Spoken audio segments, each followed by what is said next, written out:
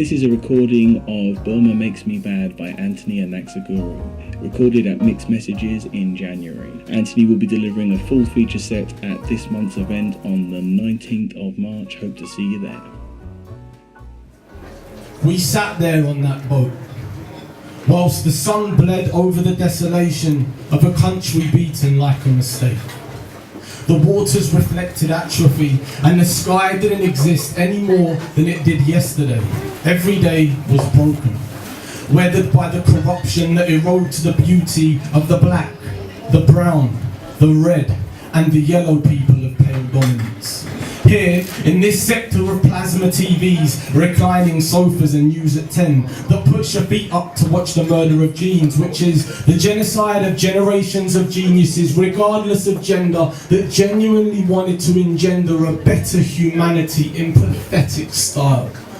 We show compassion.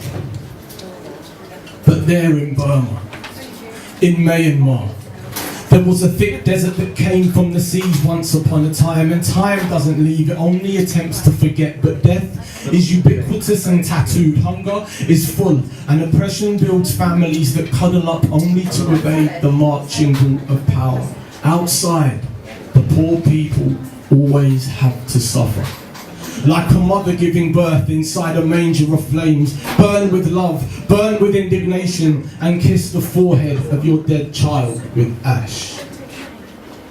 Mother, father, brother, living in merciless times that repeat in every country that champions its bloody art, with trophies of skyscrapers or neat flags, or anthems that sing in discord. Over the moment, a nameless hero flings his body in front of his sisters, letting the bullets reshape his chest and skull, just so his spirit can ask death to spare her. The last one left, she breathes on with vultures eclipsing her sun.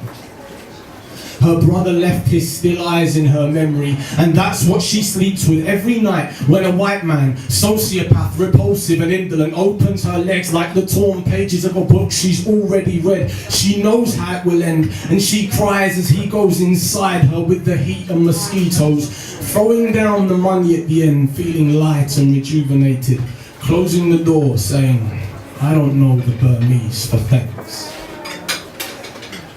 We were still sitting on that boat when a street kid, who was no older than the paper plane he had just made, jumped on. He wanted money, but the type that could buy him dreams, sold to him in magazines only foreigners could afford to buy. His frayed clothes hung loosely around his shoulders as if hope was a uniform slowly losing its grip. He winked like a pimp and asked if I liked hip-hop and McDonald's. I said, "I write poetry on bad days and don't eat chemistry." He wanted to know more, his mind a void that yearned to know substance, the dirt under his nails lending me their truth for a moment of empathy. And the dry blood around his lip made up the flavour of the only food he'd ever tasted. I asked for his name, and he paused.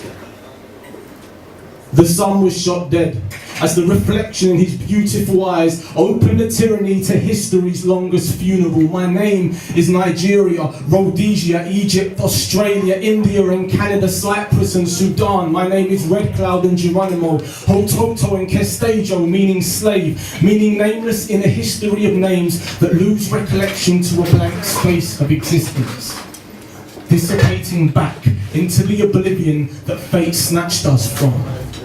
With no thank yous, no songs, no God, just the departure from a time that never even knew we were here. He stopped, and I held back. Maybe a tear, maybe a curse word, maybe a scream, but probably a hug. And I said in the same tone that finds the voice of a person who's trying to reconcile somebody whose mother's just died, "I'm sorry for all this." Burying my face in the last shadow of that old boat. Now, silence. As the captain boarded, we prepared to venture back into the ice fist, the kingpin of war, the mighty general whose heart has always been a gun, or a bomb, or a sword, or a whip. But I needed to know one final thing. How comes your English is so good? Holding his head high, he paraphrased Orwell, Burmese days, and said, my father was a white man, my mother, Burmese. And now both have left, both gone from me. Today I want to do good, but Burma makes me bad, and here nobody cares for us. When we die, people expect it, it's fine. When you die, people cry for many years. I know history, and I know what you did.